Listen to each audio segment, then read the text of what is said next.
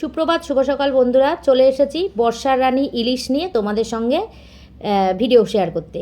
তো চলো, সকাল সকাল শুরু করে দিয়েছি রান্না বান্নার তোড়জোড়। এই যে চলে গেছিলাম সকালবেলা বাজারে, বাজার থেকে নিয়ে এসেছি 1 কিলো ইলিশ। মানে একটা ইলিশের ওজন 1 কিলো না, 5টা ইলিশের ওজন 1 কিলো। একটু ছোটো সাইজের ইলিশ নিয়েছি, কিন্তু মাছটা যা ভালো ছিল বন্ধুরা, কি বলবো তোমাদের ভীষণ ভালো টেস্টি ছিল মাছটা। আর অনেক বড় ইলিশটা আজকে নেবো বলে যাইনি, আজকে ছোট ইলিশ নেবো বলেই গেছিলাম, যে একটুখানি ছোট সাইজের ইলিশগুলো খেয়ে দেখি। আগের দিন বড় সাইজের ইলিশ খেয়েছিলাম, ভীষণই ভালো ছিল। আর আজকের মাছটাও খুব ভালো, একদম টাটকা। যেখান থেকে মানে যেই দোকান থেকে কিনেছি না, সেই দোকানে একদম দেখি লোক না পুরো হামলে পড়েছে যে এত ভালো মাছটা। তো যাই হোক, মাছটার দামটা কমই নিয়েছিল, 500 টাকা করে নিয়েছিল। আর যেটা বড় ইলিশ ছিল সেটা বলছিল 1500 টাকা, 1600 টাকা এরকম দামে বলছিল। আর এখানে কতটা মাংস, মাটন ছিল। আগে একদিন আমরা মাটন খেয়েছিলাম, সেই দিনকে অনেকটা নিয়ে এসেছিলো বলে আমি কিছুটা অংশ রেখে দিয়েছিলাম। সানডের দিন যতই আমাদের ঘরে মাছ হোক না কেন, মাটনটা মানে মাংস লাগবেই। একটু মাংস না হলে যেন মনে হয় না রবিবার। তো এই যাই হোক, মাংসটা আমি রান্না করছি আর শাশুড়িকে দিয়ে দিয়েছি মাছের দায়িত্ব। মা অনেক বেশি ভালো রান্না করবে। আর আমার হাতে তো সর্ষে বাটা তিতো লাগে, বলেছিলাম যে ঝোল করব আমি। তো আমার বরমশাই বলছে যে না, ঝোল খাবো না, তুমি ভাপা করো, সর্ষে বাটা দিয়ে ভাপা করো, এটাই ইলিশের একমাত্র মানে একটা ফেমাস রেসিপি আর কি, তুমি ভাপা করো। তখন আমি বললাম যে তাহলে মাকে দিয়ে দিই, মা করুক, মার হাতের রান্নাও তো অনেক বেশি সুন্দর আর মা অনেক বেশি ভালো করবে। যাই হোক, তাই জন্য মাকে দিয়ে দিয়েছি। আর ভাজা খাবো না তা তো কখনো হতে পারে না। তো ইলিশ মাছের লেজগুলো ভর্তাও খাওয়া যায়, কিন্তু আরেকটু বড় সাইজের হলে কি মাছগুলোর শরীরে মাংস বেশি থাকে, একটু মোটা হয়, বড় হয়, সেগুলোর ভর্তা ভালো লাগে। এটা তো একদম ছোট মাছ, তাই জন্য 5টা মাছ 5 জনের জন্য ভাজা করলাম। আর এদিকে গেছে, এই যে নিচে চলে গেছে শাশুড়ি মার কাছে রান্নাবান্নার ইয়েটা দেখানোর জন্য। তো মা নিচে রান্না করছে, মায়ের গ্যাস আছে নিচে রান্না করছে। এই যে মাছ ভাজা হয়ে যাওয়ার পর ওটা মেখে নিল, মানে ইলিশের যে ইয়েটা করবে, ভাপাটা করবে, সেটা মেখে নিল সর্ষে দিয়ে, সর্ষে, কাঁচা লঙ্কা, তারপরে সর্ষের তেল এসব দিয়ে। আর ওটা যে বাটিতে দেখছো, ওই বাটিতে হচ্ছে ইলিশ মাছের তেল ভাজা। তো এটাও তো খুব ভালো লাগে। আর সেদিনকে আমার মাংসটা মানে কি বলবো, মাংসটার কোনো প্রয়োজন ছিল না অ্যাকচুয়ালি। তাই ইলিশ মাছ হলে মাংসের কোনো প্রয়োজন হয় না, মাংসটা আনিনি আমরা, যেহেতু ছিল সেই জন্যই রান্নাটা করা হয়েছে। তো দুপুরবেলা খাওয়া দাওয়াটা তো আজকে জম্পেস হয়েছে বন্ধুরা, ভীষণ ভীষণ ভীষণ ভালো লেগেছে খেতে। আর মাছটা এতটা টেস্টি হবে আমরা কিন্তু ভাবতে পারিনি। আর সবাই মিলে একসঙ্গে বসে একটা ভালো জিনিস খেতে খুবই ভালো লাগে, সেটাই আজকে করেছি। আর বাবা আমাদের সঙ্গে বসে খেতে পারিনি, কারণ বাবা নিচে খায়, চোখ অপারেশন হয়েছে বলে ওপরে আসতে মানে বারণ করেছে আর কি, সিঁড়ি বাড়িতে। সেই জন্য বাবার খাবারটা গুছিয়ে দিয়ে দিই, মা ওখানে বাবাকে দিয়ে দেয় আর আমরা ওপরে বসে খাই। আর দুঃখের বিষয় একটাই, আমার ছেলের জন্য, আর অ্যাকচুয়ালি ছেলের আবদারের জন্যই আজকে মাছটা আনা হয়েছে, কিন্তু ছেলে আমার ছিল না আজকে, আমাদের সঙ্গে বসে খেতে পারেনি। ছেলের খাবারটাও গুছিয়ে নিয়ে নিচে চলে গেছিলাম, ওর আজকে দুপুরবেলা পড়া ছিল, তো পড়তে গেছিলো।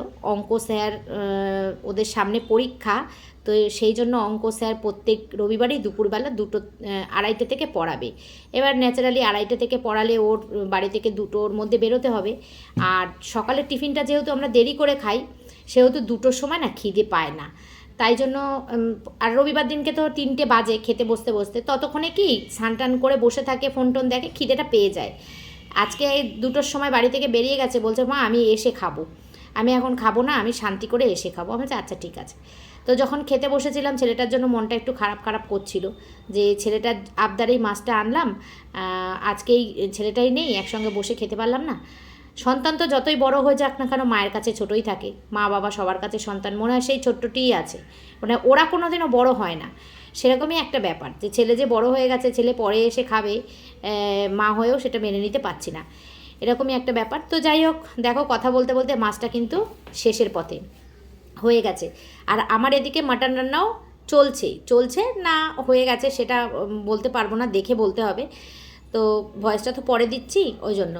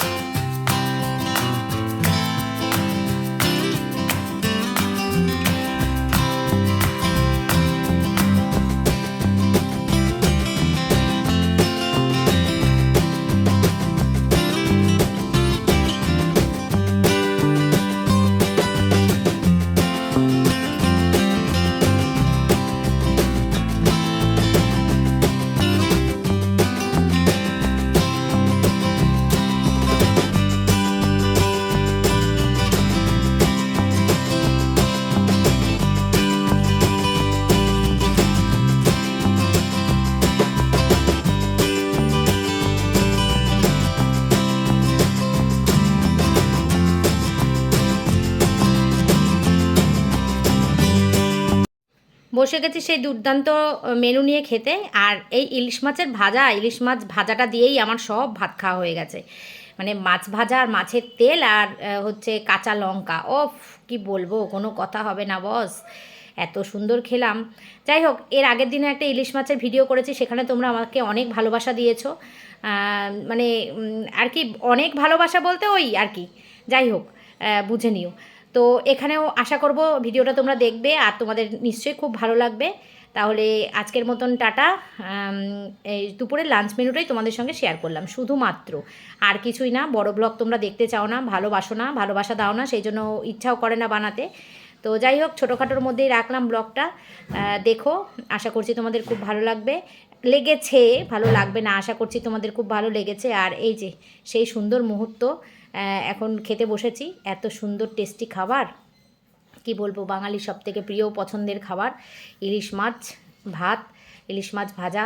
এই যে তারপরে মাছের তেলটা মেখেছিলাম ইয়ের সাথে, মানে কিন্তু তেলটা না একটু তিতো তিতো ছিল, মানে প্রচণ্ড পরিমাণে যে প্রথমে যে ভাতটা খাচ্ছিলাম খুব ভালো টেস্টি করে, কিন্তু তিতো লেগেছিলো। আর এখানে মাথা খেতে আমরা সবাই ভালোবাসি, সেই জন্য আমি 4টে মাথা দিয়েছিলাম, টোটাল 5টা মাছ হয়েছিল, 4টে মাথা দিয়ে দিয়েছিলাম। একটা আমি, একটা আমার বরমশাই, একটা শাশুড়ি মা, 3জনে খেয়েছি। আর ছেলে আর শ্বশুর খায় না, ছেলে আর শ্বশুর খায় না বলে ওদের জন্য আর দিইনি, আমরাই খেয়েছিলাম। তো চলো ব্লগটা শেষ করছি, আশা করব তোমরা সবাই ভালো থাকবে, সুস্থ থাকবে। আর দুপুরবেলা আমাদের খাওয়া খেতে বসেছি, তোমরাও নিশ্চয়ই এখন খেতে বসবে, বা বসেছো, বা হয়েও গেছে, এটাও হতে পারে। তো চলো, ফেসবুক পেজ থেকে দেখলে পেজটা ফলো করে দিও স্মাইলি সুস্মিতা, আর ইউটিউব চ্যানেল থেকে দেখলে চ্যানেলটা সাবস্ক্রাইব করে দিও, আমার পাশে থেকো, এই অনুরোধই তোমাদেরকে করছি। 4 বছর, প্রায় 3.5 থেকে 4 বছর ধরে ভিডিও বানিয়ে যাচ্ছি। হ্যাঁ ঠিক আছে, চলো টাটা।